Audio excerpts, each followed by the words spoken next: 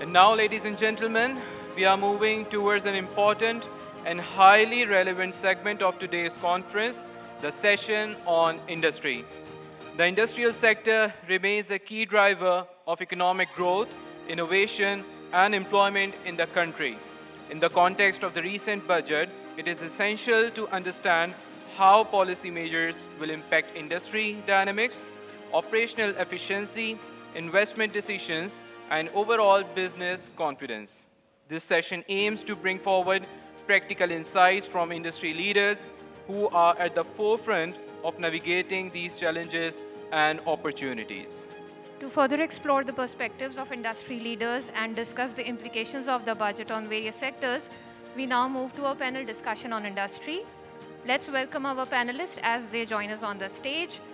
Mr. Sarfaraz Ahmed Rahman, who is the chairman of Unilever Pakistan Foods Limited. Mr. Sarfaraz is a distinguished business leader and former CEO of Angro Foods and major multinational organizations. With decades of leadership experience, he is renowned for building iconic businesses and driving large-scale transformation across industries. Thank you, sir. Next, we have Mr. Irfan Amanullah, who is the COO of Atak Cement Pakistan Limited. Mr. Irfan Amanullah is a seasoned chartered accountant with over 30 years of experience in finance and operations. He has played a key role in expanding Pakistan's cement sector internationally and represents the industry at global forums. Now, our third panelist is Mr. Mohammad Faisal, who is the Chief Executive Officer at Lucky Motor Corporation Limited.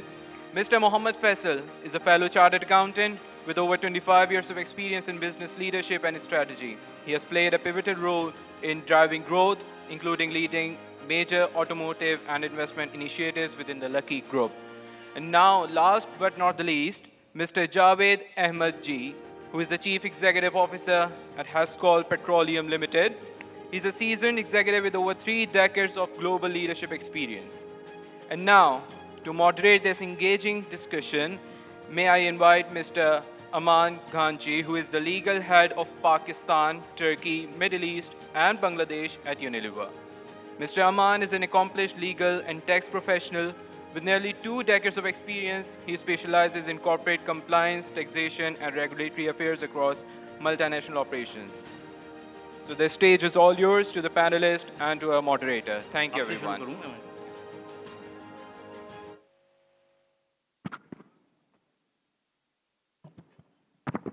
Assalamu alaikum, everyone. Thank you very much, ICAP, for providing an opportunity. It's always a pleasure coming back here. And all the best. Welcome to the panelists. Sarfaraz, to start with, being the chairman of my board, I can't take the risk to give this opportunity to anyone else. You have been, a very accomplished leader, professional who has been worked, in the FMCG sector for last many, many years. You have witnessed to many budgets. And when I read a couple of things which you have sharing with me, your experience with the budget goes a long. What do you think, sir, what exactly we are missing while formulating the finance bills and budgets so far? Where we are going wrong? What do you think? Yeah, I was 7 years old or 6 years old when I heard my first budget. My mother happened to be a grade 18 or 19 officer. She was one of the 6 or 7 people who drafted the from about 1962 to 1965 budgets of Pakistan. I still remember one statement which I heard us say to my father, and I was 6 or 7 years old, कि इस साल inflation Pakistan में कम इस वजह से हुआ है कि बनाना जो चीप रहा इस साल उसको 28% की वेटेज दी गई है पूरे बास्केट ऑफ गुड्स में. उस वक्त से अब से 60 साल हो गए हैं तकरीबन. I have never trusted any of the figures in Pakistan, first of all. I think आप एक जंगल में बैठे हुए हैं और आपको नहीं मालूम है कि वो रास्ता कहाँ से निकालना है. तो आप औने पौने इधर उधर हाथ मारते हैं, आप दरख्त काट देते हैं, आप ब्रांचेस काट देते हैं, आप थोड़ी दूर एक तरफ जाते हैं फिर कहते हैं अच्छा नहीं मैं गुम ना जाऊं तो दूसरी तरफ निकल जाते हैं. ये हो रहा है. Sorry, I might sound very, very disgusted with the whole thing, but I started working in 1983, and I am a chartered accountant, so I've had to deal with the budget at various times. Even as a CEO and a marketer, I have had to.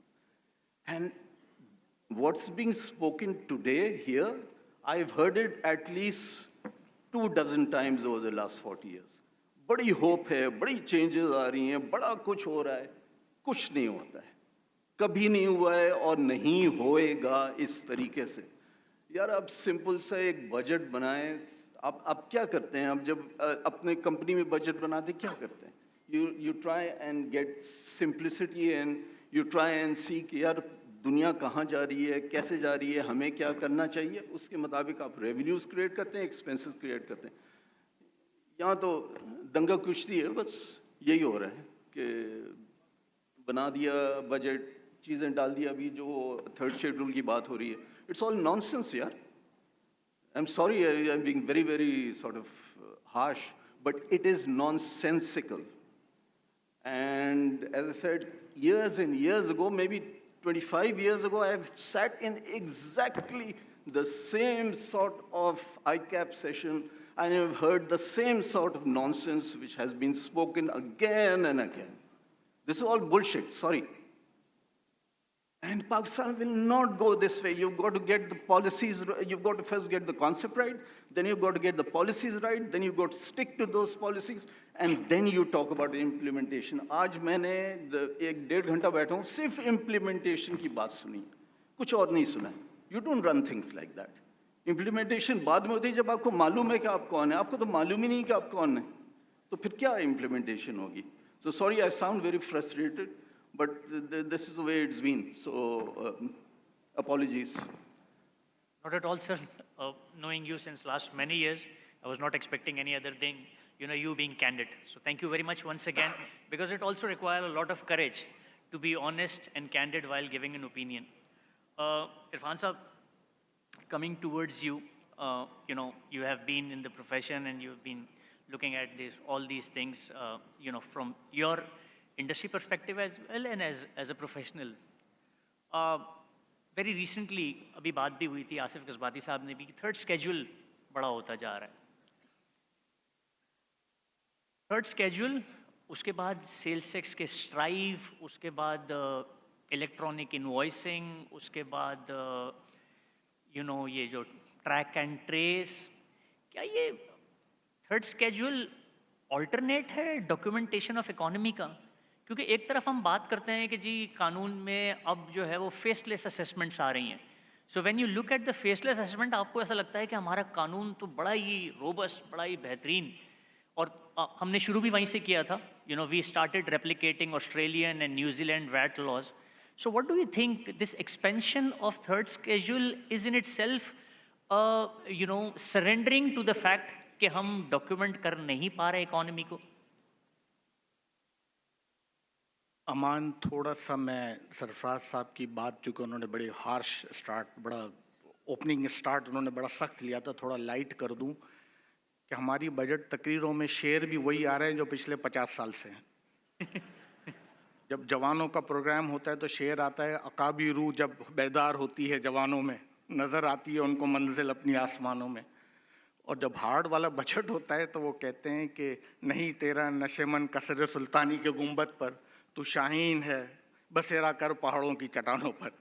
तो जब आपसे tax लेना होता है तो ये वाला शेर होता है, जब थोड़ा इंसेंटिव देना होता है यंगस्टर्स को तो दूसरा होता है। जो आपने सवाल किया ना, वो एक सरेंडर है, रियासत का सरेंडर है बिफोर द नेशन। आपने एफबीआर को लेजी कर दिया, कभी विदहोल्डिंग टैक्स के चक्कर में, कभी परजम्पटिव टैक्स के चक्कर में, ठीक है। कोई 90% टैक्स या 95% टैक्स एफबीआर को यहाँ पे जो लोग बैठे हैं वही जमा करके देते हैं मेरे ख्याल में, ठीक है ना। तो 30-40 हज़ार की फ़ौज है, जस्टिफाई भी करना है रियासत को, इतने बड़े डिपार्टमेंट को। तो आप देखें इस बजट में भी रियासत का सरेंडर जो है ना वो नुमाया है, फेसलेस सिस्टम के थ्रू, ट्रैक एंड ट्रेस के थ्रू, थर्ड शेड्यूल की एक्सटेंशन के थ्रू, रियासत ने ये बात समझ ली है कि वो टैक्स कलेक्ट नहीं कर सकती, वो टैक्स कलेक्ट कर ही नहीं सकती। उसके लिए टैक्स कलेक्ट करने का आसान तरीका जो अभी ज़ीशान ने कहा कि टैक्स रेट ऊपर कर दो और थोड़ा टैक्स कलेक्ट कर लो, या सरफराज ने कहा कि जी फलां चीज़ प्रोसीजरली थोड़ा और कर दो और ये कर लो। मैं आपको थोड़ा सा टाइम लेता हूँ, एक वाकया सुनाता हूँ। हम हर 4 साल बाद बैलेंस ऑफ पेमेंट का क्राइसिस देख रहे हैं ऑन एन एवरेज। कोई किसी ने मुझे बताया 24वां या 25वां IMF प्रोग्राम है जिसमें हम जा रहे हैं। 1991 आखिरी IMF प्रोग्राम था जिसमें हिंदुस्तान गया, फिर वो नहीं गया। एक इंतहाई हाईली अनइम्प्रेसिव उनका प्राइम मिनिस्टर था नरसिम्हा राव, शाल पहन के आता था, कोई बॉन्ड स्ट्रीट का सूट पहन के वो नहीं आता था।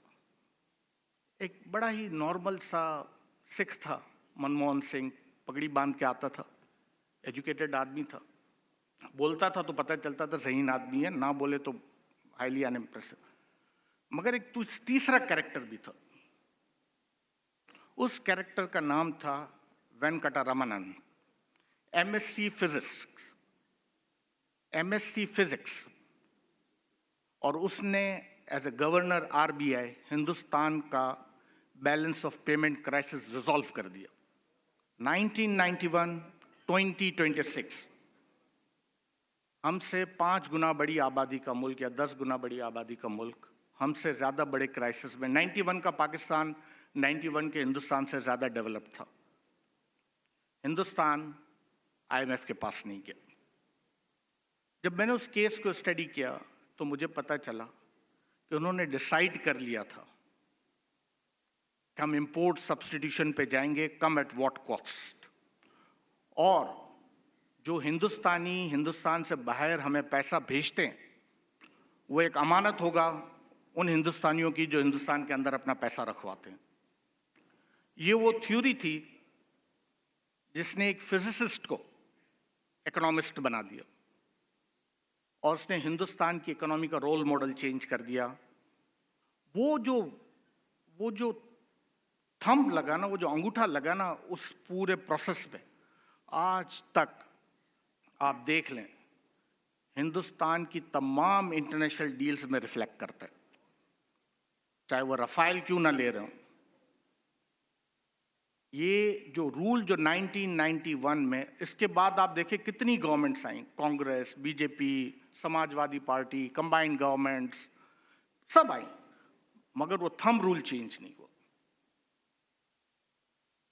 तो जब एक फिजिस्ट जो है एक हाईली अनइम्प्रेसिव प्राइम मिनिस्टर के साथ, एक बहुत ही डिसेंट इकोनॉमिस्ट के साथ, एक 150 करोड़ लोगों के मुल्क को चेंज कर सकता है, जिसके मसले हमसे कई गुना ज्यादा बड़े हैं। मैं आपको बता दूं, हिंदुस्तान के आज के मसले इवन आज के पाकिस्तान से कई गुना ज्यादा बड़े।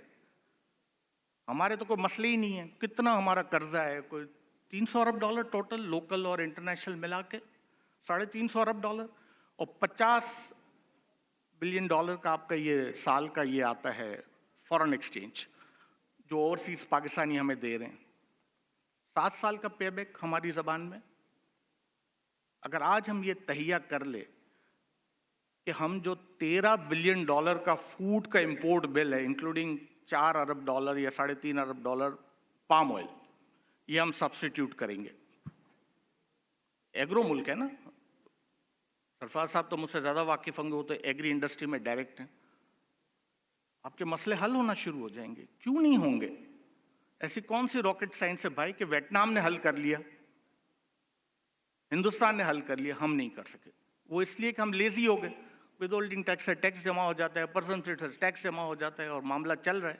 तो 3rd शेड्यूल जो है ना, वो एक्चुअली, या ये जो चीज़ें हैं, ये रियासत का सरेंडर है। Thank you very much, Irfan Saab. Faisal Saab, you represent an industry which most of the time,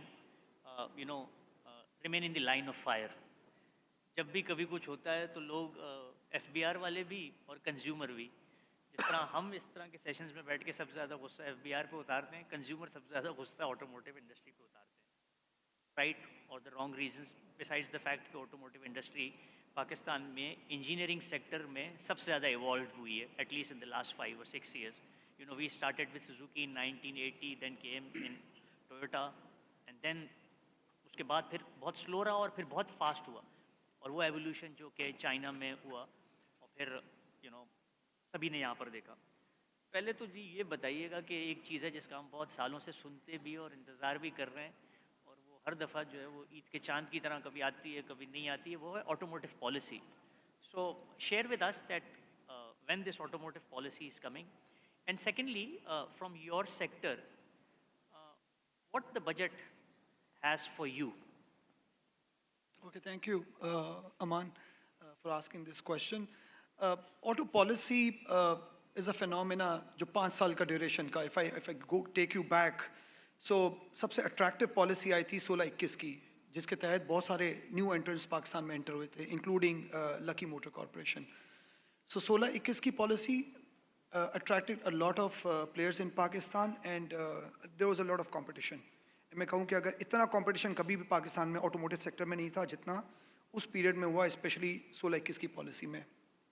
When we entered in the market, there were only 3 players, and today there are 31 brands and 16 players in Pakistan's automotive space. उसके बाद दूसरी policy आई 21-26. उस policy ने एक थोड़ा सा और transformation का एक रोल प्ले किया इन माय ओपिनियन. अगर मैं कहूँ ना थोड़ी सी positive side, obviously there are challenges that we are facing and we have been facing all the time. The positive side I would share with you is Pakistan की auto policy 21-16-21 and then 21-26. 21-26 में government ने incentivise किया all OEMs को कि वो new technology vehicles, specially plug in hybrids, battery electric vehicles and hybrid electric vehicles को introduce करें पाकिस्तान में. उस पॉलिसी की वजह से आज पाकिस्तान में 12 हाइब्रिड मॉडल्स हैं जो करीब 6 OEMs ने लॉन्च किए हैं. प्लग इन हाइब्रिड के आई वुड से 3 से 4 मॉडल्स हैं इन पाकिस्तान. इलेक्ट्रिक व्हीकल्स के मैं लोकली प्रोड्यूस गाड़ियों की बात कर रहा हूँ. EV मॉडल्स पाकिस्तान में 2 हैं फॉर एग्जांपल, लोकली प्रोड्यूस्ड. 5 साल का duration is a very short span of time. Automotive is a complex business. तो मैं थोड़ा सा एग्जांपल देकर आपको एक्सप्लेन करता हूँ. सो से फॉर एग्जांपल 16-21 की पॉलिसी जुलाई 2016 में आती है और हम सब वेट करते हैं पॉलिसी आने का, क्योंकि पाकिस्तान का एक चैलेंज ये है कि जब तक कोई चीज़ फाइनल ना आ जाए ना और आप तैयारी कर लें तो तैयारी शायद पानी में मिल जाएगी. तो आप वेट करते हैं पॉलिसी के आने का. बाय द टाइम पॉलिसी आती है, you do preparation, you finalise a model, you do feasibility study, you talk to your OEM, you finalise the contract, और स्पेसिफिकेशन गाड़ी की आपने चूज़ की, गाड़ी आपने लॉन्च करनी है. It takes almost around 2.5 years with localization of the car to launch in Pakistan market. By the time आपने गाड़ी लॉन्च की 2.5 साल के अरसे में, और उसका कुछ बेनिफिट आना, कंज्यूमर के साथ उसका एसोसिएशन होना और उसका स्टैब्लिश होने का टाइम आता है, पॉलिसी नहीं आना शुरू हो जाती है.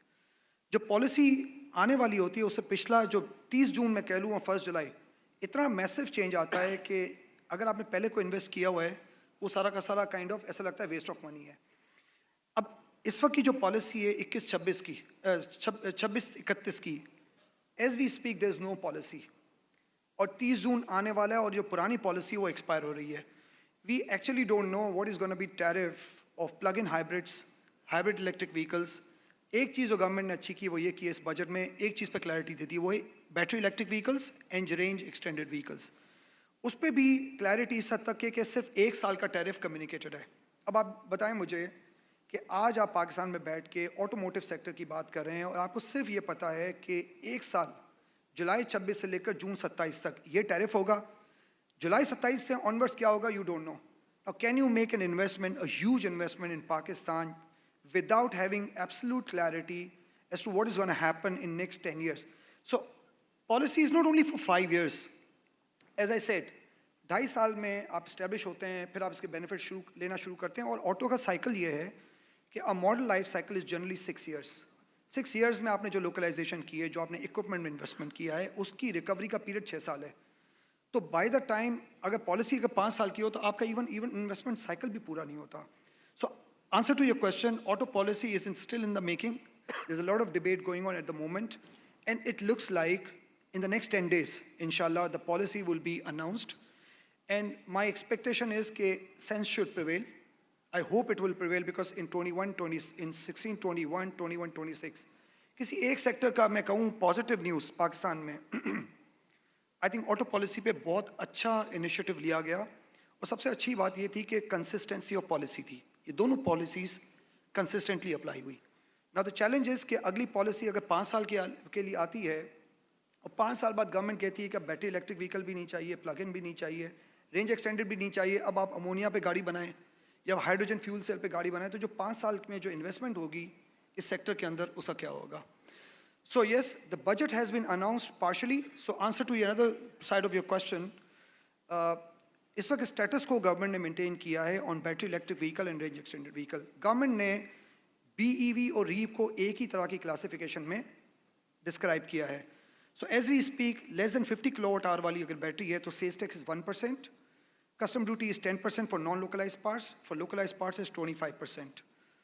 लेकिन अगर यही चीज़ CBO है तो 25% custom duty for import value up to $50,000। अगर $50,001 हो जाए तो वही इम्पोर्ट ड्यूटी 50% हो जाती है। जहाँ तक सेल्स टैक्स का ताल्लुक है उसमें 12.5% सेल्स टैक्स है on CBUs up to 50 kilowatt hour वाली बैटरी, उससे ऊपर है तो 18% सेल्स टैक्स। अच्छा, इसमें एक एनॉमली है जो आई एक्सपेक्ट कि गवर्नमेंट इस बजट में एड्रेस कर लेगी। लोकली प्रोड्यूस EV अगर इसकी battery size is less than 50 kilowatt our तो 1% सेल्स टैक्स है, लेकिन ये अगर 50 किलोवाट आवर से बढ़ जाए तो by virtue of a rule which is net of sales tax, अगर प्राइस 4 मिलियन रुपीज़ से अबव है तो 25% सेल्स टैक्स लगता है। तो इतनी बड़ी अनोमली है कि CBU में अगर आप EV मंगाते हैं 50 किलोवाट आवर वाली बैटरी से ज़्यादा की 18% सेल्स टैक्स है, वही गाड़ी CKD में 25% सेल्स टैक्स अट्रैक्ट करती है। तो which is one anomaly which I expect कि गवर्नमेंट इसको एड्रेस करेगी इस बजट में। Thank you. Thank you. I think this is something, the energy is one of the very pressing issues for Pakistan, और जो चाइना ने अपना fuel consumption around 3 to 500,000 per barrel per day जो कम किया है, उसके एक बहुत बड़ा reason ये है कि उनकी fuel consumption at least for the vehicles बहुत कम है।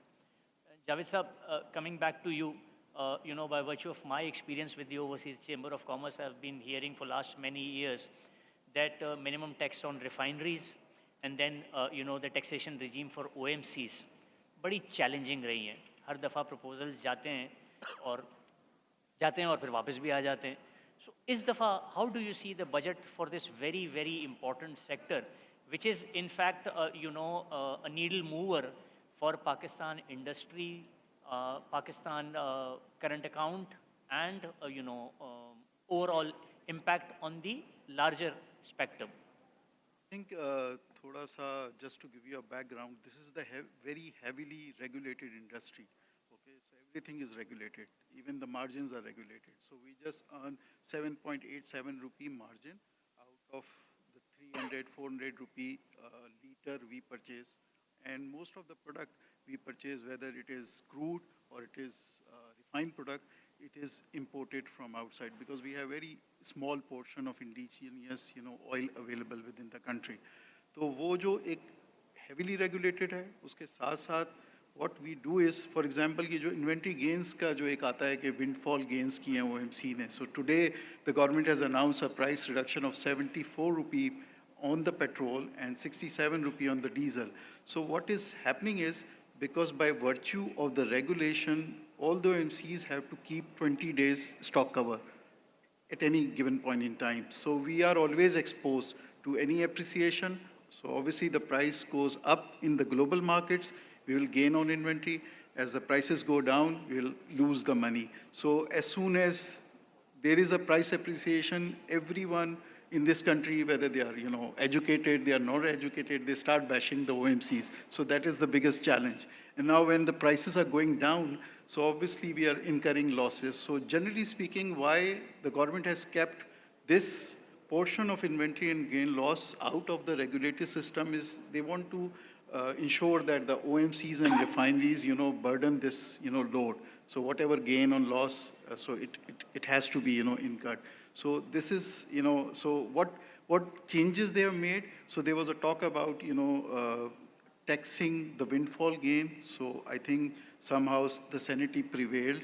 They did not, go for the tax, but at the same time, they are keep on changing the pricing formula. So there is a pricing formula, but they are changing it because they are ensuring that all the gains which have been made by the OMCs should be, eliminated by virtue of, the force, not by, the overall mechanism. So that is happening. So I think what changes they have made is a mixed bag of, few things. So there are obviously positive change as far as super tax is concerned, corporate tax is concerned, which is applicable to all the corporate sectors. There is also a kind of investment strengthening, change which has been proposed in the budget. So there is a brownfield refinery policy which has been pending since last 3 years, because what happened was, as soon as the policy got approved, so under the policy, the local refineries have to upgrade, their refineries. So there is a $6 billion investment. What government want to achieve out of it is, they want to achieve that all the refineries should produce Euro 5 standard, fuel, both diesel and petrol. Also, because the refineries need upgradation, so they are producing more of furnace oil, which is obviously a less margin.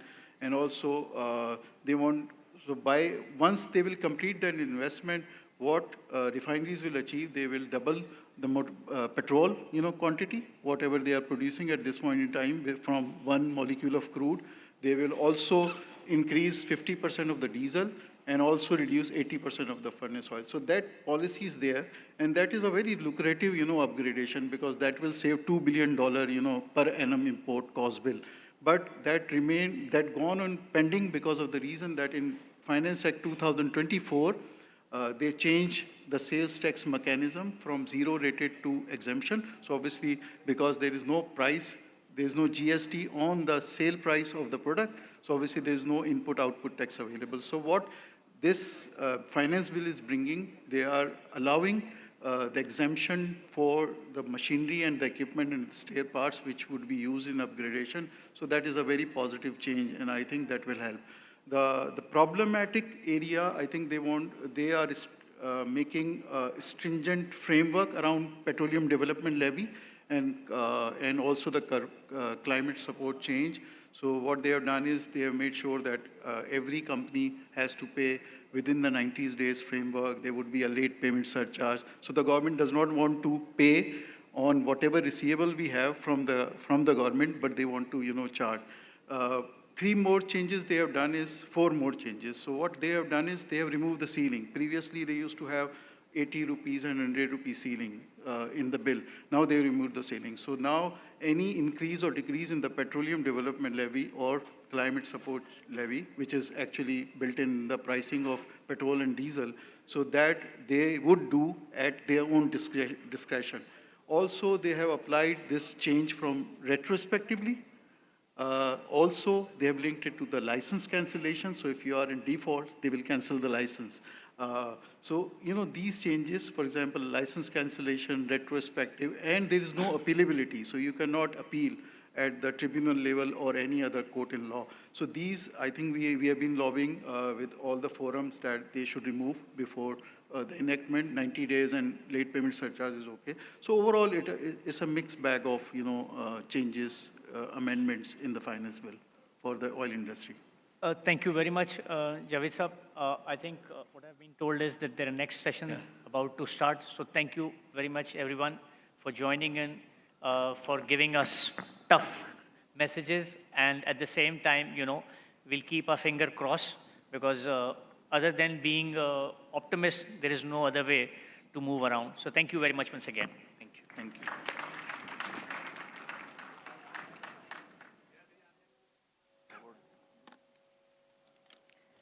Ladies and gentlemen, this brings us to the end of this very informative session on industry. We sincerely thank our panelists and the moderator for sharing their valuable perspectives and for informative session today. I now request Mr. Usama Kapadia to come forward on the stage for shield distribution, along with Ms. Taha Bakai, member SRC, and Mr. Adil Ahmed Khan, member SRC.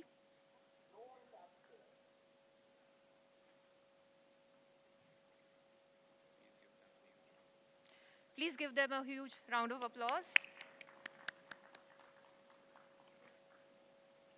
Could we now present the shield to Mr. Sarfaraz Ahmad Rahman?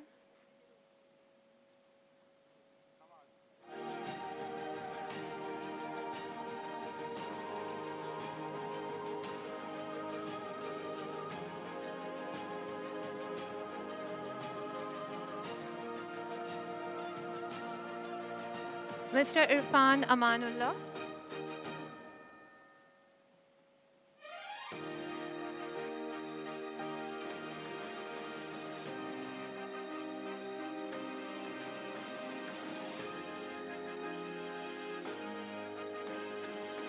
Mr. Mohammad Faisal.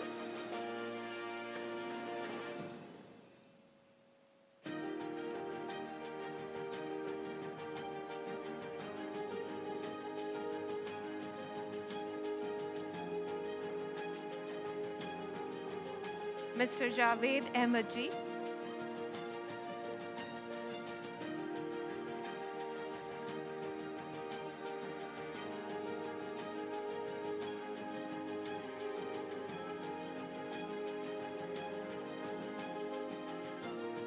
And our moderator, Mr.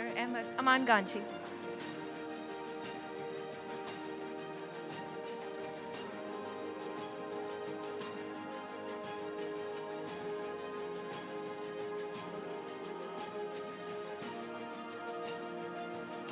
Kindly stay on the stage for group photo.